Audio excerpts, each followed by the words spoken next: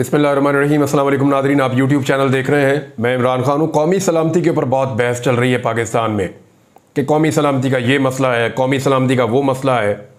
मुजीबुर रहमान शामी साहब ने senior journalist हैं और उन्होंने एक टीवी शो के अंदर बड़ा खुल कर कहा, उन्होंने कहा जी कौन सी आप कौमी सलामती की बात करते हैं। एक दौर था जुल्फ़िकार दी भुट्टो भी खतरा थे कौमी सलामती के लिए, एक दौर था फातिमा जिन्ना साहिबा भी खतरा थी कौमी सलामती के लिए। तो इस मुल्क में जो भी लीडर बना वो उस दौर की एस्टेब्लिशमेंट के लिए कौमी सलामती के लिए खतरा हो गया। और आज इमरान खान को और पाकिस्तान तहरीक इंसाफ को कौमी सलामती के लिए खतरा करार दिया जा रहा है।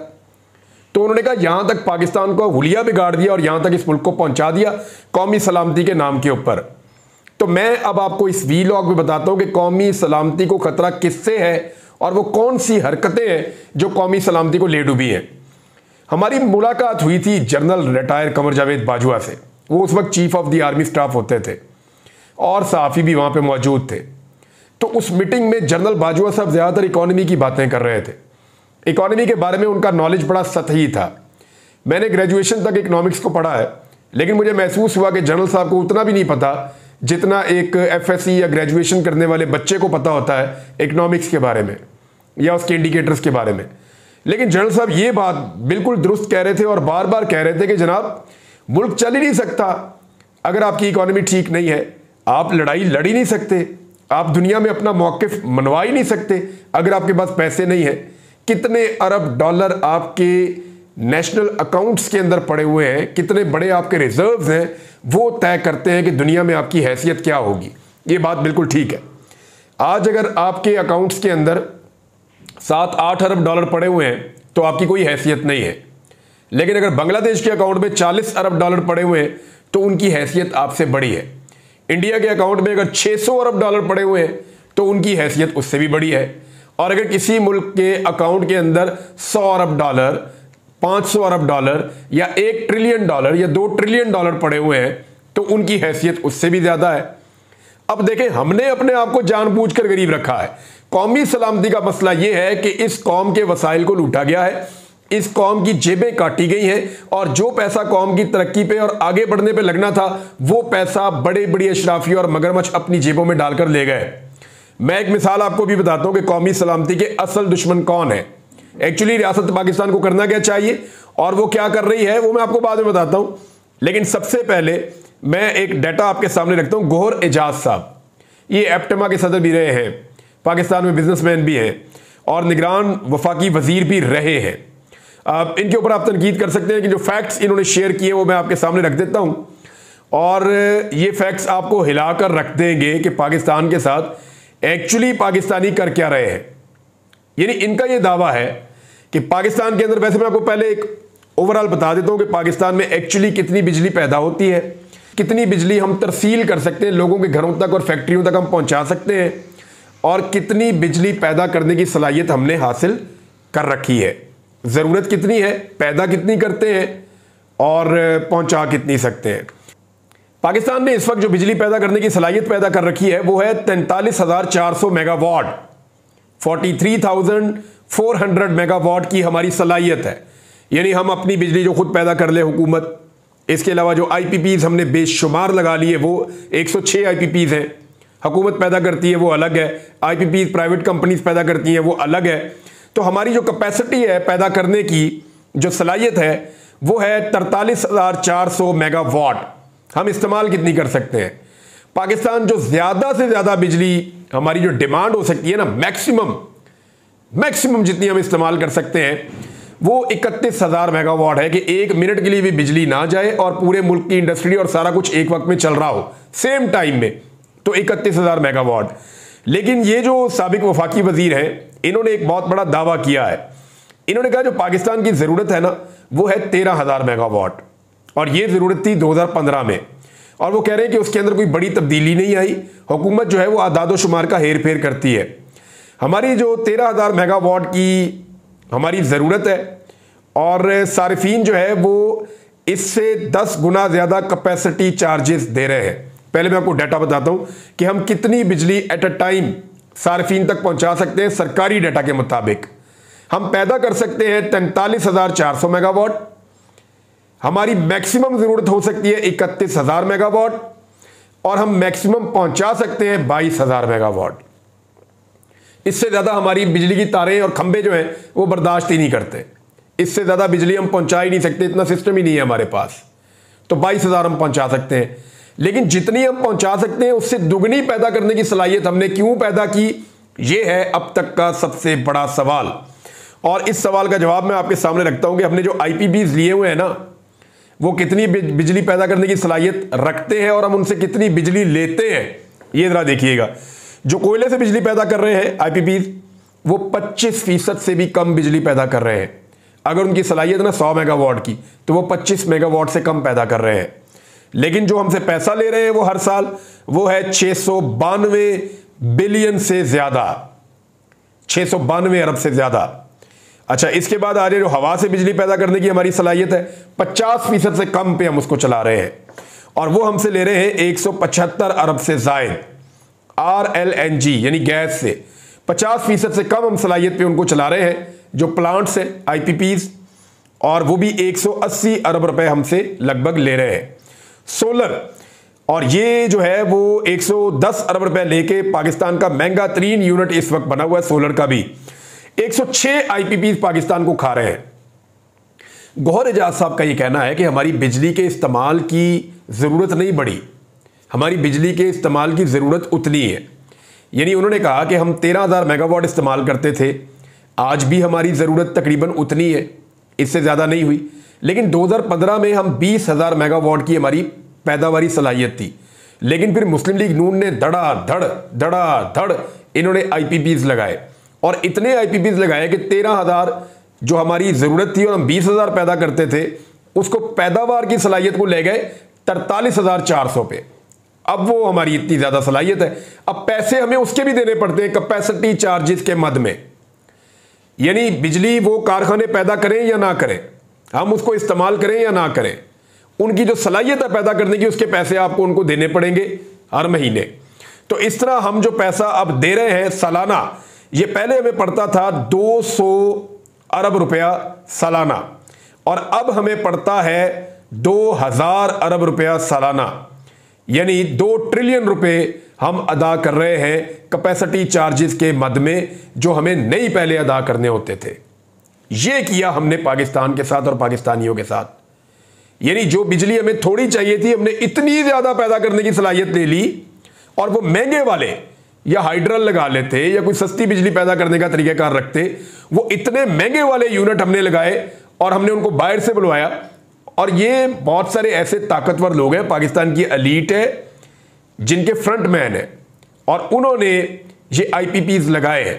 ये पैसा घूम फिर के इन लोगों की जेबों में जाता है और ये अवाम की जेबों पे डाका डालते हैं। यानी बिजली पैदा नहीं कर रहे कारखाने लाके लगा दिए गए हैं, हमारी जरूरत ही नहीं है। यानी 43,400 मेगावाट बिजली हमने क्या करनी है, हमारी ट्रांसमिशन लाइन में इतनी बिजली चल ही नहीं सकती। हम इतनी बिजली जो इकट्ठी कर ली है, ये तो कोई बहुत ही अमीर मुल्क हो वो भी नहीं ऐसी हरकत करता। 43,400 मेगावाट हमने बिजली पैदा कर ली और लोगों तक पहुंचाने की सलाहियत है मैक्सिमम 22,000, इससे ज्यादा हम लोगों तक पहुंचा ही नहीं सकते। और जो गौहर एजाज साहब हैं, उनका यह दावा है कि हमारी जरूरत 13-15 हजार से ऊपर नहीं है, इससे ज्यादा जरूरत भी नहीं है। इसके बावजूद लोड शेडिंग हो रही है। यानी हम लोगों को उसमें से भी बिजली कम दे रहे हैं, जो पहुंचा सकते हैं वो भी नहीं पहुंचा रहे। लेकिन क्योंकि हमने बहुत सारे कारखाने लगा दिए हैं, वो कारखाने बंद पड़े रहे, वहां बिजली कभी ना बने, वहां मुलाजमीन आना भी बंद हो जाए, उसको बेशक ताला भी लगा दे, लेकिन आपने हर महीने उनको कैपेसिटी पेमेंट की मद में पैसा देना। तो ये 2,000 अरब रुपए आपको हर साल देने पड़ते हैं, 2 ट्रिलियन ये पैसा आपको देना पड़ता है। अब ये आप क्यों दे रहे हैं, इसलिए कि ये पैसा बहुत बड़े बड़े और ताकतवर लोगों की जेबों में जा रहा है। जिस वक्त आप डैम्स बनाएंगे, जिस वक्त आप सस्ती बिजली पैदा करेंगे, तो इन आईपीपीज की जरूरत खत्म हो जाएगी, इनको फिर छुट्टी करवा दी जाएगी कि जनाब आपका मुआहदा मुकम्मल, आप जाएं। फिर इनके मुआहदे रीन्यू नहीं होंगे जैसे कि हुकूमत करना चाहती है और कर भी रही है। फिर ये अपने घरों को जाएंगे, फिर पाकिस्तान को सस्ती बिजली मिलेगी। लेकिन उस सूरत में क्या होगा, उस सूरत में आपकी जेबों पे डाका डलना बंद हो जाएगा। आपकी जेबों से आपका खून निचोड़ के जो पैसा आपका निकलता है वो इनकी बड़े बड़े डाकुओं की जेबों में नहीं जाएगा। ये है सबसे बड़ा मुद्दा। इसके ऊपर तो किताबें लिखी जा सकती हैं जो पाकिस्तान के साथ ज्यादती हुई है, बहुत बड़ी ज्यादती हुई है। IMF निशानदेही करता है, सब निशानदेही करते हैं, लेकिन इसके बावजूद कोई भी इसके बावजूद इस बात को नहीं समझ रहा। नाज़रीन, इमरान खान साहब के लिए हालात बदल रहे हैं, लेकिन अब इमरान खान साहब के लिए हालात ख़राब किए जा रहे थे ना, तो 2021 में अचानक हमने देखा कि कुछ टीवी चैनल्स बड़े ब्रूटली एकदम इमरान खान साहब के खिलाफ हो गए। ऐसा लगता था उनको फीड्स आ रही हैं, ऐसा लगता था कि उन्हें कहा जा रहा है कि इमरान खान को दबा के रखो, एक्सीलेटर पे पूरा पाँव रख दिया था। सहाफ़ी बिल्कुल जानिबदार हो गए थे। आज कुछ सहाफ़ी ऐसे हैं जो ये समझ रहे हैं कि बड़ी ज़्यादती हो गई, इतना जुल्म बस कर दो अब। लेकिन ये वही सहाफ़ी है, अगर 2 साल पहले 2.5 साल पहले के आप इनके ट्वीट्स, आप इनके स्टेटमेंट्स निकाल के देखें तो ये इमरान खान को और उसकी पार्टी को जितनी मार पड़ रही थी उसके ऊपर ये शादियाने बजा रहे थे, खुश हो रहे थे। लेकिन आज जब 2-2.5 साल इमरान खान को अच्छी तरह मार के देख लिया और देखा कि वो नहीं टूट रहा, तो फिर अब इन्होंने भी अपना मौक़िफ़ तब्दील करना शुरू किया। जियो न्यूज़ जो है वो इमरान खान साहब के खिलाफ बहुत रिपोर्टिंग करता रहा है, और अब जियो ने बाकायदा रिपोर्ट्स जारी की हैं और अपने सोशल मीडिया पे उनको शेयर भी किया है। इमरान खान साहब की लगभग 1 साल की जेल, इस जेल में इमरान खान साहब ने कैसे सबको तिगनी का नाच नचाया, कैसे इमरान खान साहब नहीं टूटे, उनको नहीं तोड़ा जा सका, उनके लिए कप्तान का लफ्ज़ इस्तेमाल करना, इमरान खान की फ़ोटो चलाना, उनका डायरेक्ट नाम लेना, ये पिछले 3-4 दिनों से चीज़ें हो रही हैं। इससे आप समझिए कि एक्चुअली इमरान खान सिस्टम से टूटा नहीं, और अब इमरान खान के लिए सिस्टम के अंदर जगह बननी शुरू हो गई है। और ऐसा नहीं है कि सिस्टम जगह बना रहा है, इमरान खान ने जोर इतना लगाया है और सिस्टम क्योंकि इमरान खान को नहीं तोड़ पाया, तो अब सिस्टम के अंदर कोई और गुंजाइश बाकी नहीं है कि वो इमरान खान को मजीद दीवार के साथ लगाएं।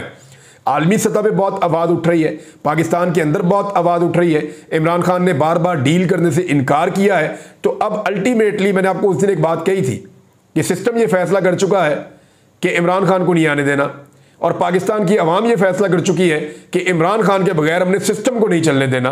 तो ऐसे में शिकस्त सिस्टम को ही होनी थी, क्योंकि अवाम नहीं हारा करती। मुझे एक बड़े मज़े की एक फिल्म में देख रहा था पंजाबी, उसमें वो एक डायलॉग बोलता है एक लड़का, वो थोड़ा सा मैंने एक हिस्सा देखा कहीं सोशल मीडिया पे। उसने कहा जंज जितनी मर्जी वड्डी होवे ना, पिंड तो वड्डी नहीं होती, कि यानी बारात आप जितनी मर्जी बड़ी लेकर आ जाए, लेकिन वो गाँव से बड़ी कभी नहीं होती। तो एस्टेब्लिशमेंट जितनी मर्जी तगड़ी हो जाए, अवाम से तगड़ी नहीं होती, तगड़ी अवाम ही होती है सबसे ज़्यादा। तो अल्टीमेटली जो अवाम होती है वो अपना फैसला मनवा लेती है, और वो फैसला मानना पड़ेगा। देखिए रियासत क्या फैसले कर रही है और रियासत को क्या फैसले करने चाहिए, यहाँ पे आकर हम फंस गए हैं। तो चंद चीज़ें मैं आपके सामने रखता हूँ। इस वक्त रियासत को क्या करना चाहिए? मुल्क को इस्तेहकाम की ज़रूरत है, लेकिन सवाल यह है कि क्या रियासत वो इक़दाम उठा रही है जिनसे मुल्क में इस्तेहकाम आए? तो माजरत के साथ अभी तो नहीं उठा रही। नंबर 2, इदारों को तनाज़ात से निकालने की ज़रूरत है। इदारे बहुत ज़्यादा मुतनाज़े हो गए हैं चंद शख्सियात के फ़ैसलों की वजह से, मगर मौजूदा हुकूमत और इदारों के फ़ैसले मज़ीद तनाज़ात को जन्म दे रहे हैं, इदारों को मज़ीद मुतनाज़े कर रहे हैं। इस वक्त अवाम में एतमाद पैदा करने की ज़रूरत है, लेकिन जो कुछ भी हो रहा है इस मुल्क में उससे अवाम के अंदर लगातार बदएतमादी पैदा हो रही है। हर आने वाला फ़ैसला मज़ीद बदएतमादी पैदा कर रहा है। इस वक्त पाकिस्तान में महंगाई को कंट्रोल करने की ज़रूरत है, लेकिन महंगाई के अंदर लगातार इजाफा होता चला जा रहा है, क्योंकि पाकिस्तान में कारोबारी ज़िंदगी चल नहीं रहा, लोगों को ट्रस्ट ही नहीं है। अदलिया का किरदार बहुत अहम है। ऐसे मौके पर जब मुल्क के अंदर आईनी किस्म के बहरान पैदा हो रहे हैं तो अदलिया का एहतराम होना चाहिए, लेकिन हम ये देख रहे हैं कि हुकूमत खुद और एस्टेब्लिशमेंट अदलिया के फैसलों को मानने के लिए तैयार ही नहीं है, बल्कि सहाफ़ियों के जरिए धमकियां लगाई जा रही हैं कि जो हो जाए, जो करना है कर लो, तौहीन लगानी है लगाओ, हमने अदालतों के फैसले नहीं मानने। दहशतगर्दी के खिलाफ यकसा हिकमत अमली पूरे मुल्क की होनी चाहिए, तमाम सूबों की, पाकिस्तान के तमाम मकातब फ़िक्र की, तमाम पॉलिटिकल पार्टीज़ की। क्या वो है? नहीं। हम बिखरे हुए हैं, हम इकट्ठे नहीं हो पा रहे, और उसके भी पॉलिटिकल रीजंस भी हैं। इसके अलावा इंसानी हकूक़ और शख्सी आज़ादियों का एहतराम होना चाहिए पाकिस्तान में। क्या पाकिस्तान में इंसानी हकूक़ का एहतराम हो रहा है? बिल्कुल नहीं हो रहा, पामाली हो रही है। शख्सी आज़ादियों का एहतराम हो रहा है? नहीं जी, बिल्कुल उसकी खिलाफ वर्जियाँ हो रही हैं। फिर पाकिस्तान में क्या जमहूरी रवैये हैं इस वक्त? नहीं, बिल्कुल गैर जमहूरी रवैये हैं। ऐसा लगता है कि किसी को आवाज़ उठाने का हक ही नहीं है। आइन की बालादस्ती और रूल ऑफ लॉ है पाकिस्तान में। अभी बंदे जबरी तौर पे गुमशुदा किए गए हैं। जब दिल करता है जिसकी लाठी उसकी भैंस, जिसको मर्जी उठा लो। यानी उसके अंदर राणा सनाउल्लाह का स्टेटमेंट आप देख लेना, उन्होंने स्टेटमेंट दिया इस बारे में, और वो तो इसको एक जंग करार दे रहे हैं। वो रूल ऑफ लॉ की बात ही नहीं कर रहे, वो तो बात कर रहे हैं कि जनाब जिसकी लाठी उसकी भैंस, हम मारेंगे, हम ये कर देंगे, हम वो कर देंगे। तो ये रियासत का रवैया नहीं होता, हुकूमत का ये रवैया नहीं होता। अगर इनकी सारी सियासत का हासिल हुसूल ये है तो फिर मैंने उस दिन भी कहा था कि फिर तो इन्ना लिल्लाहि व इन्ना इलैहि राजिऊन, आज़ादी इज़हार राय, इससे ज़रा माहौल खुलता है। लोग जब इख्तलाफ राय करते हैं, आपस में डिस्कशन करते हैं, तो फिर सोल्यूशन भी निकलते हैं, थोड़ा सा माहौल खुलता है, घुटन कम होती है। लेकिन पाकिस्तान में घुटन का माहौल बना हुआ है। मीडिया पे, सोशल मीडिया पे लगातार पाबंदियां लग रही हैं, अरबों रुपया हुकूमत खर्च कर रही है। कभी एक्स बंद कर देते हैं, कभी फेसबुक बंद कर देते हैं, कभी किसी और प्लेटफॉर्म को बंद कर देते हैं, कभी पाबंदियां लगा देते हैं, कभी बंदे उठा देते हैं। तो इस तरीके से बदकिस्मती से जो कुछ इस वक्त रियासत पाकिस्तान के अंदर हो रहा है, ये सारी वो चीज़ें हैं जिनका उलट होना चाहिए, लेकिन नहीं किया जा रहा। चीज़ों को दुरुस्त करने की तरफ किसी की तवज्जो नहीं है। फिच ने एक पेशनगोई की है, उन्होंने कहा जी कि इमरान खान जल्दी बाहर नहीं आएंगे और ये हुकूमत तकरीबन 18 माह चल जाएगी। अच्छा, इस किस्म की एक पेशकश भी मुबैना तौर पे कुछ लोग कह रहे हैं इमरान खान साहब तब गई है कि जनाब 2026 के शुरू में हम इलेक्शन करवा देंगे, ज़रा थोड़ा टाइम निकाल दें, 2025 के एंड में ये हुकूमत हम ख़त्म कर देंगे। लेकिन इमरान खान मेरी इत्तला के मुताबिक किसी भी डील के ऊपर फ़िलहाल तैयार नहीं है, और 18 माह ये हुकूमत चलेगी ये तो मुमकिन लगता नहीं है, क्योंकि ये हुकूमत जितना अरसा चलेगी उतना अरसा पाकिस्तान को नीचे लेकर जाएगी। ये पाकिस्तान को आगे ले जाने वाले काम तो कर नहीं रही। बहुत सारी चीज़ें और भी नाज़रीन आपके साथ शेयर करनी है। फिलहाल अब तक के लिए इतना ही। अपना ख्याल रखिएगा, अपने चैनल का भी। अल्लाह हाफ़िज़।